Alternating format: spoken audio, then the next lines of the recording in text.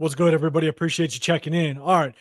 Is AP and Scott Turner, our new offensive coordinator, is there a little bit of a battle as to what direction this offense needs to go? There's definitely some clips just this past week at the press conference. I'm going to show those clips. I'm going to show those to you and kind of get your guys' opinion on it.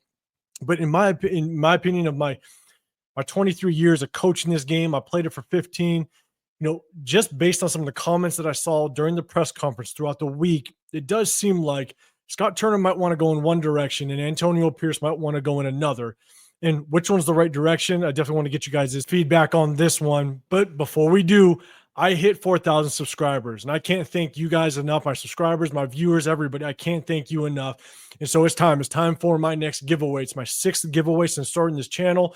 And so I'm excited. I'm excited to do this because it's my way of just saying thank you and just showing my appreciation for all you guys out there that have supported me thus far. I started this channel just last season, and I can't be thankful enough just for the support you guys have shown me. And so the easiest way for me to do this giveaway is in this video, hit that like button, make sure you're a subscriber, but also comment down below the word giveaway and let me know who your favorite Raider player of all time is. That's all you got to do. Hit that like button and comment giveaway and tell me who your favorite Raider player is of all time. And on Tuesday, I will drop my video on Tuesday, November 26th. I'll drop a video and I'll announce who that giveaway winner is. And I'll give you the instructions on how to redeem your giveaway at that time. I definitely like to give at least 3-4 days for people to watch the video, get their comments in, all the subscribers. Not everybody watches it right away, but it's just my easiest way to be able to reach out to the giveaway winner, get in contact with them, and get them their giveaway. And so make sure you turn that notification on so you do know when I drop that video on Tuesday and announce that giveaway winner. And so again, just my way of saying thank you and showing my appreciation to all of you guys out there. And so let's kind of get into this video. Last Sunday, we played Miami, and a lot of people noticed that our offense looked a little more crisp, right? Gardner Minshew looked a little more comfortable. We sustained some drives a little bit better. We had a couple penalties that got us a little bit of in a hole. We were able to work our way out of it. And so our offense did look just a little more put together, let's just say. Now, we weren't able to capitalize in the red zone. We were 1 for 3. The running game still struggled. We couldn't hit the deep ball. So there's definitely still some major concerns. We definitely got to improve on quite a bit of things, but we did look a little more crisp. Gardner Minshew looked a little more comfortable, but I also think that's because Scott Turner really looked like he simplified things. Now, that's no surprise that we did look just a little bit better. Usually after a coaching change, maybe a quarterback change, the offense will see a spark. You look at what happened with Derek Carr a couple of weeks ago. They went and beat up on the Falcons. They beat the Falcons. You look at Jameis Winston a few weeks ago. They went in and they beat the Ravens. Sometimes a coaching change, you can find a little bit of a spark. Now, one thing I noticed within the game is that we were very unbalanced when it came to the run versus the pass, right? We passed the ball 43 times. We only ran the ball 16 times. We struggled a lot to run the ball. I mean, Jacoby Myers, our number 1 receiver, was our leading rusher. He had 1 carry for 20 yards. Alexander Madsen had the second most carries with 19 yards total. Now, it's tough because Antonio Pierce, ever since the beginning of the offseason, he has stressed that we have to establish the running game. He's been saying it all offseason and throughout the entire season that he wants to establish the run game. He wants to be able to control the clock with the ground game. And we're just not able to do it, right? Luke Getsy really struggled with it, even though he tried. A lot of people would give Luke Getsy crap because they just thought he was so predictable. A lot of people would say run, pass, run, pass. I saw that a lot on social media. And now the question is, you look at our Ravens game, right? Look at our Ravens game, and we passed the ball quite a bit. And we were able to actually see some success on the offensive side of the ball. We ended up beating the Ravens. But then in the games after, we definitely saw a bigger emphasis on running the ball. And the question is that Antonio Pierce? Is that Antonio Pierce wanting to run the football, wanting to establish it, almost wanting to force the run game to see if we can get any type of success out of it? And the reason why I say that, and again, I'm going to clarify, this is purely speculation, right? Again, because I've coached this game for so long, I can I catch on certain things when coaches talk. And one of the things that I noticed is immediately after the Miami game, during his post-game press conference, one of the beat writers, he basically mentioned that the offense looked a little more crisp this game. And one of the responses that Antonio Pierce had was that we needed to get the run game going. I know a loss is a loss, no silver lining, but the offense did look improved to date. Is that what you saw from your vantage? No, I thought the communication was clean. Obviously, we did have that late turnover, but I thought Gardner was efficient. Still need to get the running game going. Big Mike, we tried to get him going. You saw that, and it was good to have him in there, and Jacoby as well. So just got to find ways to get 11 going, Trey Tucker, and obviously our running game. Now, I agree. That could just be a general statement, but he follows it up with his press conference on Monday, basically overemphasizing that we need to be more balanced and establish the run game. Wasn't getting the runs that we wanted. Then we popped a couple, and then we had a few there that we wish we can, either the right read or have our aiming points all lined up with one another. But I don't think you don't see too many teams. I mean, not to talk about other teams. There's other teams with really elite quarterbacks, and throwing the ball 40 times doesn't equal the wins. So you want to find that balance, and for us, that's what we're still searching for. And then again, during Tuesday's press conference, he addresses it again. What are you looking for the offense to build off of the success that they had from last week? Yeah, I'd love to see the efficiency stay there, especially on third down. Want to pick up in the red zone, and I'm going to go back to it. You want to see the running game get going. Just need that balance. Can't keep throwing the ball 40 times a game. Just hasn't worked out for us for winning ball games. That's not our recipe for winning. Now, after AP addressing the run situation and what he wants to see out of this offense moving forward, Scott Turner addresses the media on Thursday, 3 days after the comments from Antonio Pierce, after a reporter asked him about the early down passing, a lot of play action that he saw during the game, and says this. You guys went play action first play of the game. There was a lot of early down play action, especially first down play action in the game. Was that a conscious thing that you wanted to do? And what does that do for the offense? I think we're going to, like I said, every game's different, so every game, you're going to have a feeling of how you want to approach the other team. I would have liked to run the ball probably more than we did, but like I said, the short passing game was pretty good. We were getting the ball out. Guys did an outstanding job of run after catch. So it kind of just went that way, and we just kind of kept it going. We were able to move the ball. Also, because of the limited possessions, the time was a little factor, so we didn't want just the clock to continue to run.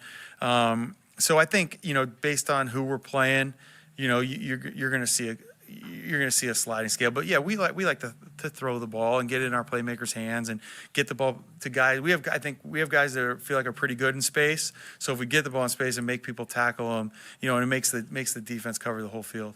Now, after looking at that clip, Scott Turner definitely looked like he was a little hesitant when he said he would have liked to run the ball a little bit more, but he really overemphasized the fact that he said they like to pass the ball. They want to pass the ball. They want to get their playmakers the ball in space, which I completely agree. And one of the questions that I have is Antonio, as games go on, will Antonio Pierce kind of get into Scott Turner's ear and say, hey, you need to establish a run? Will he overemphasize the fact that he wants to see this run game develop, even though I don't think we have the pieces for this run game to develop? I think we have a young offensive line that's showing promise. But Colton Miller's been improving and kind of getting back to his old self, but I just don't think we have the running backs in this running back room to help this offensive line, help this run game find success. And I do think Scott Turner sees that, and I think he's going to try to overemphasize or lean more on the passing game, because again, he was our passing game coordinator. So I think that's where his comfort level is.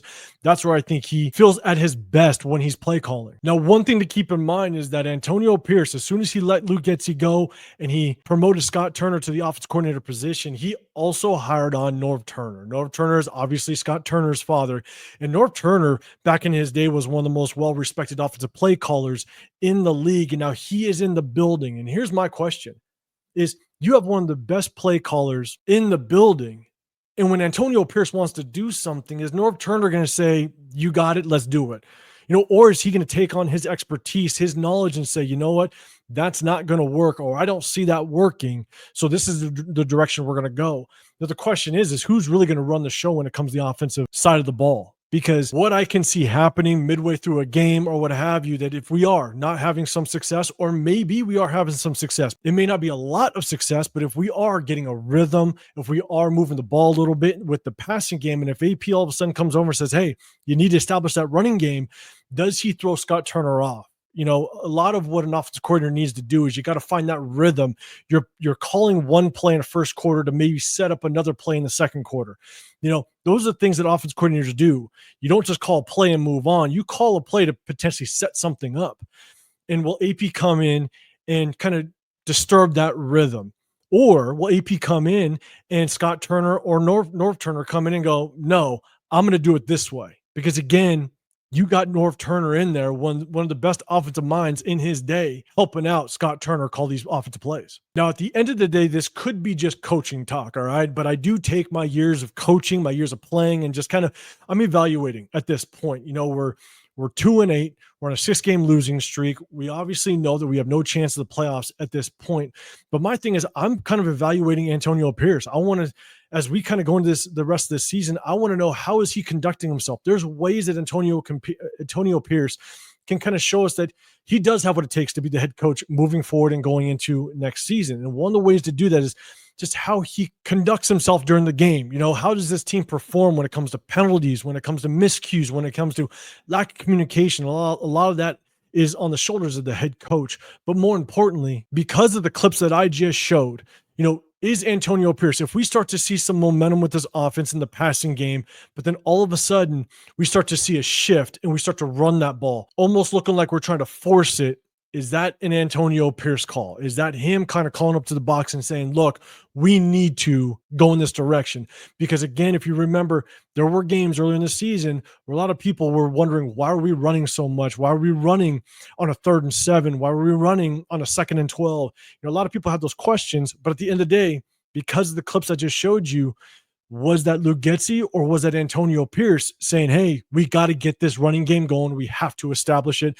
It's him trying to force the issue. And so that's my concern moving forward. At least that's what I'm trying to pay attention to. And one thing you have to keep in mind is Antonio Pierce is very new at this. He has no history. We have no history to fall back on. You know, this is technically his 3rd year coaching the National Football League. And so we got to be able to evaluate everything and look at everything that we can to know whether or not Antonio Pierce is going to be the right guy moving forward. You know, some people like to say trust the process when it comes to head coaches, and I agree, but unfortunately Antonio Pierce doesn't have a process or a proven track record that we can trust. And so moving forward, these are the things that I am paying attention to, because I want to know, at least have my opinion as to whether I think Antonio Pierce should be the guy moving forward as the head coach in the 2025 season. And so again, I just want to jump on here and just kind of give you my opinion. These are the things that I look for. Again, I might be overreacting, but at the same time, these are things that I catch on to and remember. And if I see situations to where we're starting to get a momentum on offense and he switches things up a little bit, or the offense switches up and we kind of fall flat, these are the moments I might remember. So again, just want to give you my opinion. Let me know in the comment section down below what you feel on that. But again, I can't say thank you enough to all you guys out there. This is my next giveaway. So again, make sure you hit that like button, make sure you're a subscriber, and in the comment section down below, write the word giveaway and let me know who your favorite Raider player of all time is. And on Tuesday, November 26th, I will drop my video. Make sure you hit that notification bell so you know when I do, but I'll drop that video and announce the giveaway winner. So again, I appreciate every single one of you guys. Thank you. You guys have made this journey fun. I love the game of football. I love everything about it, but you guys have definitely made it more exciting going along this journey with me. So again, appreciate you guys. Have a great rest of your day, and I'll see you guys on the next one. I'm out.